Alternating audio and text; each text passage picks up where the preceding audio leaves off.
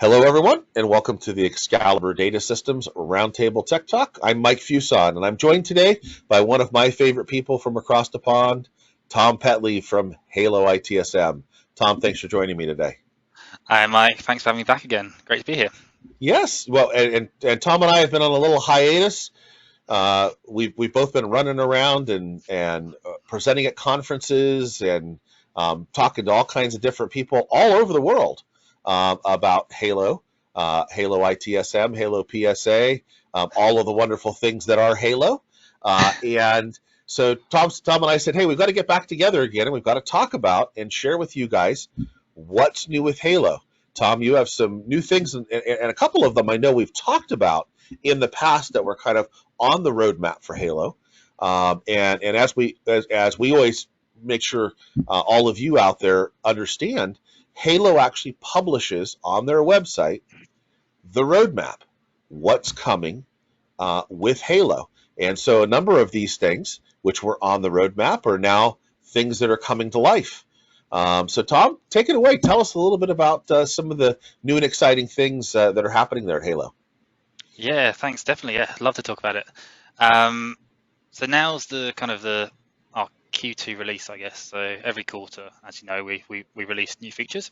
So we've literally just dropped our kind of quarter two 2022 release. So it's quite exciting for us. And a lot of those features that we talked about over the last few months and been on our roadmap for a little while, they're now available to customers to use and start taking advantage of. So it's a great time, to be honest. I wanted to pick out a couple today. We like to keep these tech talks to be quite kind of short little videos to just to kind of talk about a few things. So I picked out a couple today. I thought we could talk a bit about the automation side or orchestration, where I got a bit of an example of basically adding a user to a group. And we all know how kind of important, how useful that is because you can manage so much through groups. And then secondly, I wanted to touch on the kind of CMDB dependency diagram enhancements we've made. We've made quite big strides in just enhancing our CMDB. So it's good to kind of share a bit of that today. Great. So if it's all right with you, I'll share my screen. Absolutely. Let me share my screen here. This one. So let's go jump over here to the self-service. Now I was going to trigger this example from the portal. It doesn't have to come from the portal, but it is a nice place to start. And the example I've got set up here is an access request, basically. So I was going to do a mailbox access request. And as part of this is the service catalog. So it goes through to the relevant form. Just got a very simple form here. So just a mailbox. And I'm going to pick the Halo demo one. And I'm just going to put some justification in. So this is all kind of standard stuff, service catalogs, and off the back of this will trigger our workflow. Now, if I just drop over here to the agent side, you'll see we now have that access request in Halo here. Now, in this example I've got here, I have got an approval process built into it. So I'm going to say on approval of this access request, it's going to add the user to a group in Azure AD. This is my example here, just a group called Halo Demo. And based on that selection from the form, it's just going to kind of basically just drop that user straight into that group. So I'm going to go ahead and approve it. Put my approval note on it. Save this. And you should see it's incredibly seamless. It's quick. And you'll see that automation's already run. It's all completely instant. So you'll see that on the tab here, the automations, that's been completed. They've been added to a group. If I just go back to Azure and just refresh this, Azure can sometimes take a minute. We kind of have to wait on Microsoft rather than Halo, but they are there. If I just keep refreshing, it'll get me there eventually. How long do you reckon? I reckon another 5 seconds maybe. Well, as they say, a watched pot never boils. The thing is, I know they're there. There we go. In there. So it's as simple as that. And in this case, once it's been, the automation is run, I've just set that to go to closed. It's already completed. And it's literally as simple as that. So what's happening behind the scenes in Halo? What does this look like? So behind the scenes, it's using the Halo workflow engine. So if I just drop over here to our workflow, and this one, we're just using a sample one here with approval. Now, once that request is raised, it goes to this step, which green one is start step. And then you see got different paths if it's approved or rejected. So we've got here, if it's approved, it's going to go to this step. And you'll see here, it's going to run that automation here, add to group. And then once it's been added to group, it's just going to go over to this resolve step here. So basically just follows the path through.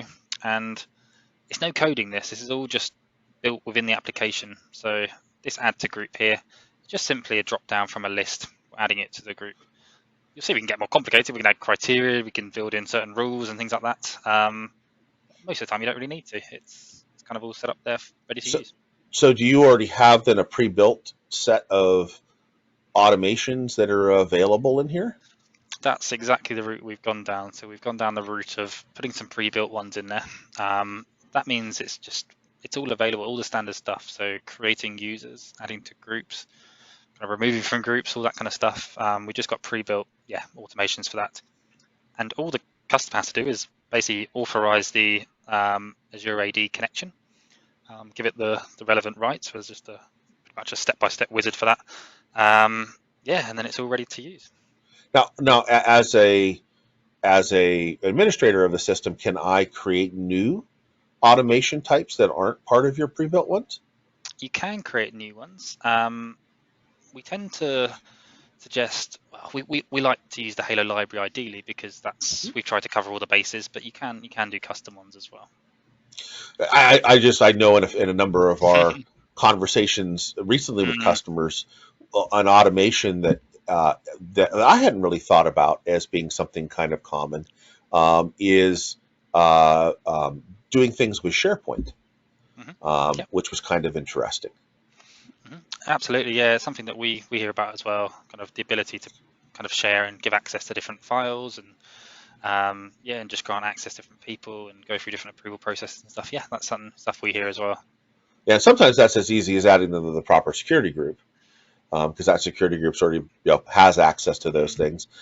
In other cases, we've seen where they want to be able to create a new page in SharePoint or a new folder in SharePoint, things like that. And I know that the Graph API has some of those capabilities. So and obviously that's probably what you guys are leveraging here. So it's great to hear if a customer had a kind of a unique need and they had the knowledge to build it. But I'm sure many of these things, as you guys hear them over and over, as we've talked about in the past, they get added to the Halo library, and customers can pull those into their system. That's the thing. We try to give you the kind of the tools to use, and then we try and make them configurable as well. So I just took you to one final screen here. We got quite kind of deep into the nuts and bolts of it here. But effectively, we can take fields from the Halo form. So this is the form that the end user would be filling out, or it could be an agent filling out. And we're just mapping them to Azure fields. So when you are creating a user, for example, you can then map in their display name and things like that. And then it just maps across. So kind of really simple process, but again, really powerful because you've got those configuration options. Absolutely. That's very exciting. Very exciting. I know we talked about this a while back. So this, in many cases for many ITSM systems, this is going to require somebody to build the API calls in order to do this and to build them into the system, or using a separate tool that's integrated to their system in order to do these things. And here, as kind of is the mission of Halo, we're bringing in as an all-in-one sort of solution, and I'm excited to see where the library goes for this, because I know, having worked with you guys on so many projects now, there are things that a customer will ask for something, and that's certainly doable, and then we see it appear in the library, maybe a new custom report or something that would be useful to the Halo community in general. Yeah, integrations are always one that especially we love to do them. We're not a product that likes to force people onto certain tool sets where they don't have to, because there's lots of great tools that organizations are already using, and if they are swapping their ITSM system, you don't necessarily want to swap all the other stuff as well. So we just try to build that library out and just allow customers just to basically link all the systems together. That's very cool. And then you talked about some updates to the CMDB. Yeah, just a quick show on this as well. So I'm just going to head over there now to the, our CMDB here, and just something I wanted to highlight briefly was the update to the dependency diagrams here and the dependency mappings. Because we've done quite a lot of work here to basically show that hierarchy and update it so you can actually move it around and make it interactive as well. So we've got different views here, and you can see all the relationships between the different CIs, and you can actually click into these and it can take you into them. And you can also kind of update the relationships as well. So you can do the upstream, downstream relationships, adjust this, and you can see all the interactions. So if you were to raise a change to apply a patch to a server or something, you're going to know exactly what CIs, what services are going to be impacted from that change. So it's a really nice update. It's a really nice visual of it now, because we've always had a dependency diagram, but this kind of latest update gives us a lot more flexibility, and it's a lot more powerful as well for us to use. So I think it's going to go, should be really popular, hopefully. Now, I'm able on that diagram to actually add a dependency right within that visual framework there? I don't think you can. No, we haven't actually had that in. No, that's it's kind of standard that the visual dependency is going to be something separate. It's just this next tab over we do for that. So you can build your dependencies here. This is where you'd add them in. And then that's visually representing what all those dependencies look like. Absolutely. Yep. Very cool. Very cool. It's really neat. It's powerful, and with everything, we just try and make it as intuitive as possible. Just as it's got to be user friendly, and it's got to be very quick to obviously see what's going on. Otherwise, tools like this just don't get used enough. So we're really pleased with it, and I think the initial feedback from customers has been really positive as well. So certainly a good one to start using. Fantastic. It's always exciting to see the new things that have come to Halo. As you mentioned in the beginning, this isn't something that is coming, but it's just been released. It's literally just been released. I think it was last week, actually. So I'm not sure what date the video is going out, but it's certainly available now. And every quarter, as we say, we do new updates, and I'd love to talk to you more in a future video, maybe about upcoming releases as well. That'd be good fun. Absolutely, and that's something to highlight too, is that there are quarterly releases, and there are also minor releases that occur over time, and customers can choose what sort of release cycle they're on, where they can get the kind of early adopter release as you guys release stuff. I know I get the email every week of some of the new things that have been changed, adapted, fixed, added, etc. You could be on that release cycle. You can be on a quarterly release cycle, which Halo will automatically update your systems for you. Or as a customer, you have the option to schedule that.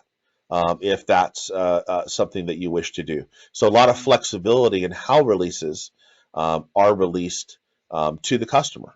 Customer really is the one in charge of how that release happens, and it's one of the exciting things that we always like to talk to customers about, because as we've said so many times on so many of our videos, Halo is very customer focused and customer driven. So the customers really call the shots in everything that happens. There's no forced upgrading. That's a concern that we hear so often and have heard as we've kind of started back to in-person conferences. In many cases, folks are given a deadline. Well, you have to upgrade to this release because for this reason, and various customers have a different processes that they follow that may preclude getting that release right away. They've got to go through a process, and the way you guys have kind of built that structure, customers have that ability to make those choices and really kind of control what's happening with their Halo system. So as always, it's a fantastic to get together again and be able to talk about these exciting things that are happening at Halo. Stay tuned, folks. We've got some more exciting things that Tom and I are going to be talking about, things that are coming up. So look for us out there sharing with you what's going on. Tom, as always, thanks for joining me today. Brilliant. Thanks for having me, Mike. Yep. And head out to the Excalibur Data Systems website, excaliburdata.com. You can sign up for your free trial of HaloITSM or reach out to us, and we'll be happy to talk to you about all of the wonderful and powerful things that are Halo. Take care, everyone, and we'll see you soon.